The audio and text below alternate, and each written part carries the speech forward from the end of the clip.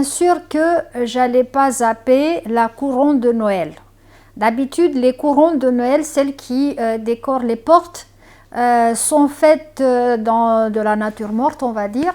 Je vais vous démontrer qu'on peut le faire en tissu de patchwork. Ok, donc ça va être une couronne en tissu tressé. Bon, pour tresser, on va faire 3 tubes comme ça qui seront rembourrés. 1, 2, et j'ai gardé le 3e, le faire avec vous pour que vous voyez comment que je l'ai fait. D'accord? Et on va préparer aussi des mêmes tissus, 3 rubans qui vont faire le nœud papillon qui va décorer à la fin le tout. Donc j'en ai déjà fait 2 et j'ai gardé le 3e à le faire avec vous. Donc pour l'instant, je mets ça de côté, les choses qui sont déjà prêtes, et on va commencer par faire le 3e tube. Le 3e tube qu'on va rembourrer. Alors, dimension, ça c'est important. Longueur 1 mètre, d'accord. Largeur pour les tubes 4 inches. 4 inches veut dire, où est-ce que j'ai mis 10 cm. Et pour les rubans qui vont faire le nœud papillon, longueur 1 mètre et largeur 3 inches et demi. Vous observez que j'ai coupé pour les rubans un petit peu moins large le tissu, ce qui est normal. Donc pour faire le tube rembourré, on va plier le tissu en 2, un droit contre un droit, et on va le coudre tout autour en laissant au milieu une petite ouverture. Je pense que je vous ai tellement parlé de ces ouvertures que ça va vous sortir par les trous du nez. Il y a des ouvertures partout, mais c'est normal. Allez, donc c'est parti, je vais coudre. Je vais commencer à coudre. Voilà, j'ai cousu mon tube. Je vais vous montrer. Bon, ça va pas très bien se voir parce que j'ai utilisé du fil blanc, mais j'ai cousu les bouts aussi. Après, le côté, j'ai laissé une petite ouverture comme je vous ai dit et j'ai continué. Voilà. Et de nouveau le bout aussi. Donc tout est fermé sauf cette ouverture. Alors je vais vous montrer maintenant un truc super cool. Comment on va renverser, parce que ça, je sais que ce type d'objet pose beaucoup de problèmes à beaucoup de monde pour le retourner à l'endroit. Surtout quand c'est fin comme ça, c'est pas très large. Alors j'ai une super méthode, regardez bien. Tout ce qu'il nous faut, c'est un instrument super compliqué, hein. C'est un crayon papier. C'est tout ce qu'il faut faire pour retourner ça à l'endroit. Donc, regardez. Je vais le pousser, le bout, d'accord, qui est cousu. Je vais le pousser un petit peu avec les doigts à l'intérieur, juste pour faire une petite encoche là. Regardez, voilà, comme ça. Après, je prends mon crayon papier, je mets la pointe du crayon à l'intérieur. Et l'autre bout du crayon, moi j'ai pour l'habitude de le presser contre mon ventre. Ouais, bah, regardez, comme ça. Hein? Et je commence à tirer le tissu, à l'enrouler sur le crayon jusqu'à ce que j'arrive à mon trou. Regardez, il est sorti par là. Alors ici, j'attrape le tissu, je tire le crayon. Regardez bien. Et là, c'est pas magique ça? Vous voyez, tout est retourné à l'endroit comme par magie. Je vais faire de la même façon l'autre. Alors, on va prendre le bout, on va le pousser un tout petit peu à l'intérieur. Le crayon, on va le mettre à l'intérieur du trou. Je vais presser contre mon ventre et je vais enrouler, enrouler, enrouler. Voilà. Jusqu'au trou. Voilà, il est ressorti par ici mon crayon. Donc maintenant j'attrape le tissu et je fais sortir mon crayon. Et oups, c'est fait. Hein? Vous pouvez faire ça avec n'importe quelle largeur, même des très fins. Du moment que le crayon passe, c'est bon. Une autre chose à faire avant de passer à l'étape suivante, je vais prendre mon stiletto qui est passé où? Là.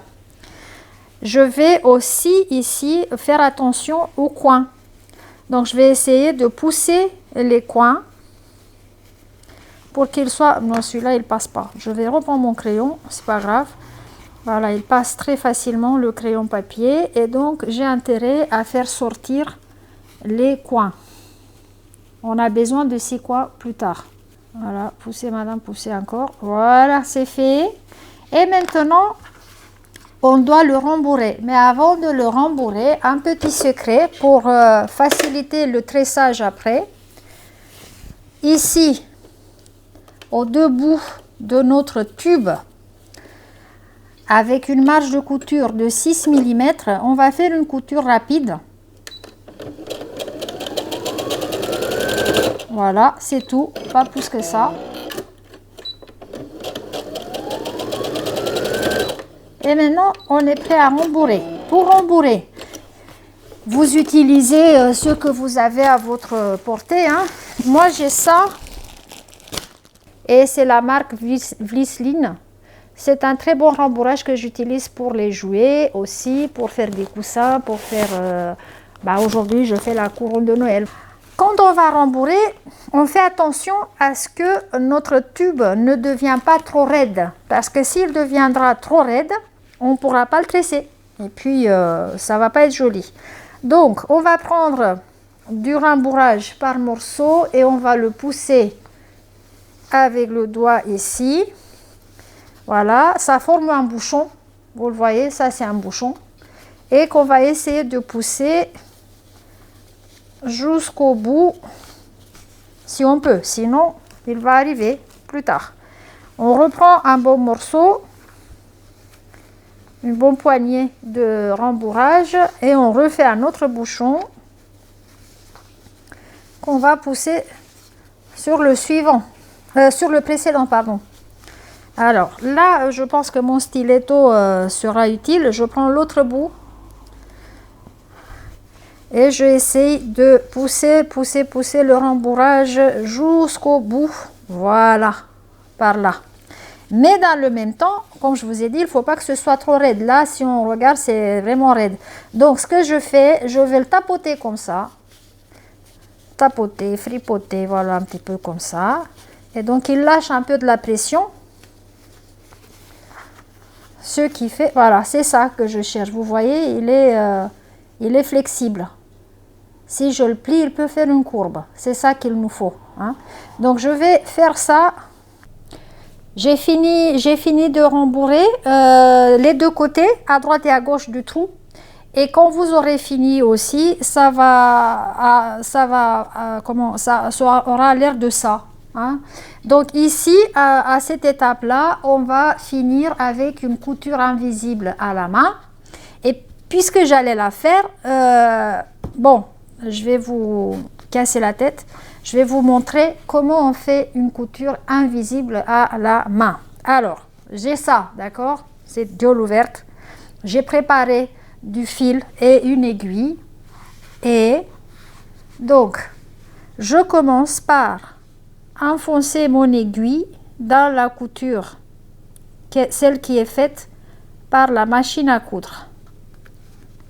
Voilà. Parce que le nœud, je ne veux pas qu'il se voie, donc le nœud de mon fil passera automatiquement à l'intérieur.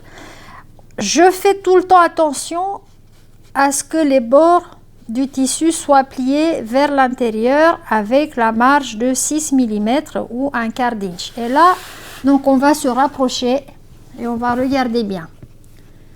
Donc, j'ai mon fil qui sort ici, d'accord? J'ai les bords qui viennent ici. Donc, on va piquer dans le pli du tissu. On va mordre dans le pli du tissu 2-3 mm et on va sortir le fil. D'accord? Maintenant, pour que la couture soit discrète, il faut une chose.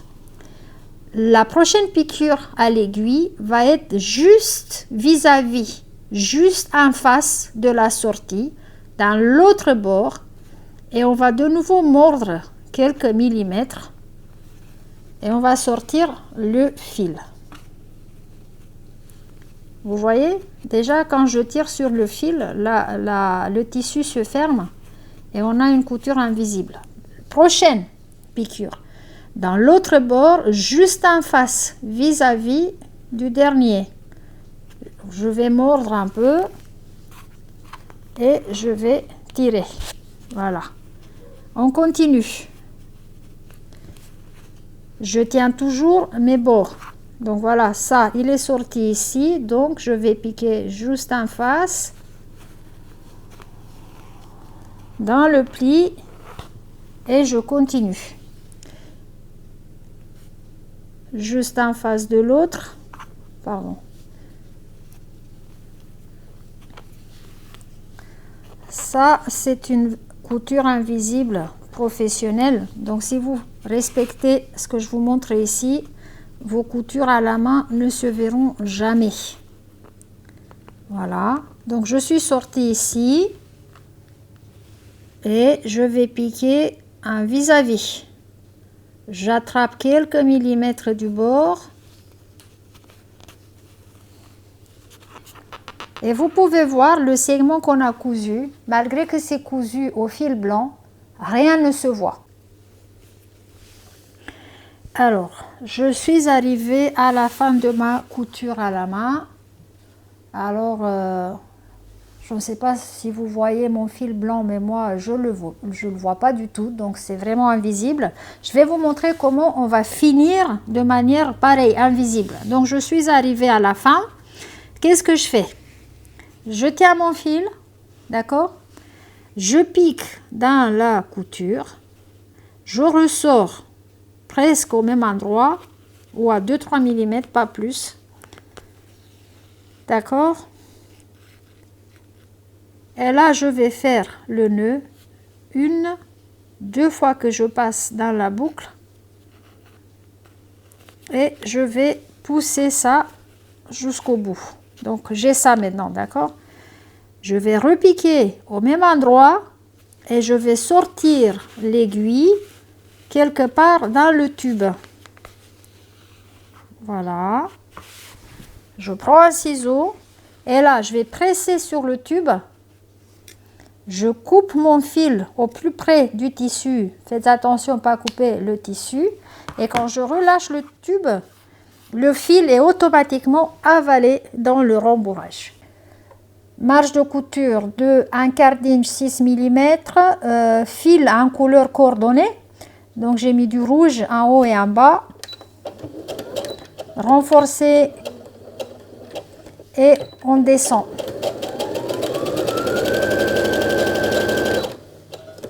On réaligne les tissus et on descend. Hop, renforcer avant la fin et là, c'est fini. Et donc, ça va nous donner une jolie pointe, surtout si on va aller avec le ciseau en plus et on va enlever encore un tout petit peu de l'excédent de tissu. Ici et ici. Voilà. Je vais faire de même pour l'autre moitié de mon ruban. J'ai fini la couture, je vais le renverser. Ok, ce qu'il faut maintenant, c'est donner un coup de repassage à notre ruban. Ok, donc au fur et à mesure que j'avance, je roule la couture sous mes doigts et voilà. Maintenant, la seule chose qu'il nous reste est de fermer cette couture. Et là, ça va être fermer l'ouverture, pardon. Là, ça va être très très vite parce qu'on ne va pas surpiquer tout le contour, mais on va surpiquer que au niveau de l'ouverture, au plus près du bord, c'est tout. Voilà. Et là, maintenant, on pourra assembler notre couronne. Ok. Pour assembler la couronne, on va commencer avec les 3 tubes rembourrés. On va prendre les 3. Celui-là, on va prendre les 3 tubes. Je vais mettre le blanc au milieu, donc on va les raccorder ici. Et je laisse un petit décalage. Je ne les superpose pas complètement, donc je vais laisser un petit décalage. D'accord? Donc je vais les coudre en place, les 3 tubes, un peu comme ça. Ça va me donner une base stable pour commencer le tressage.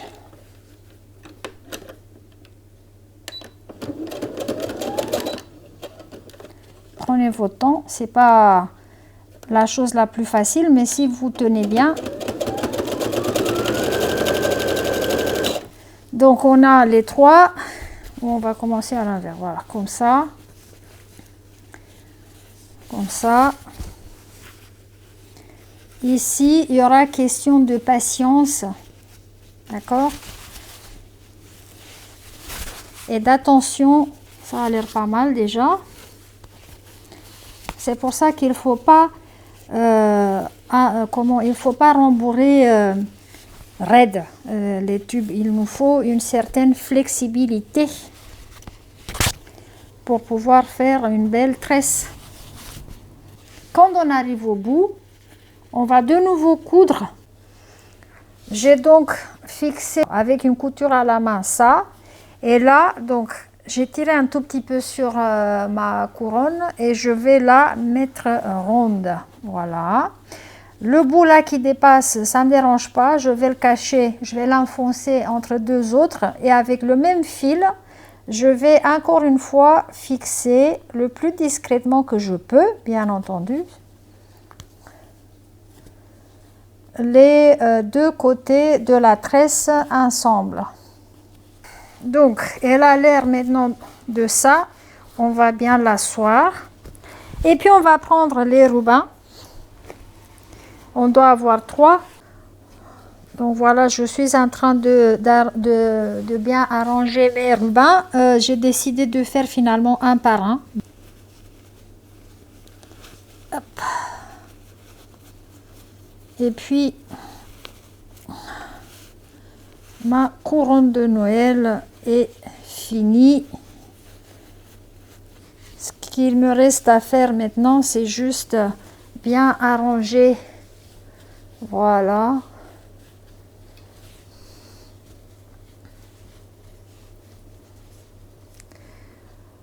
Alors, je ne sais pas ce que vous en pensez, vous, mais moi, je l'aime bien. Donc voilà, ça c'est ma couronne de Noël. Et là, je vous souhaite à tous joyeux Noël.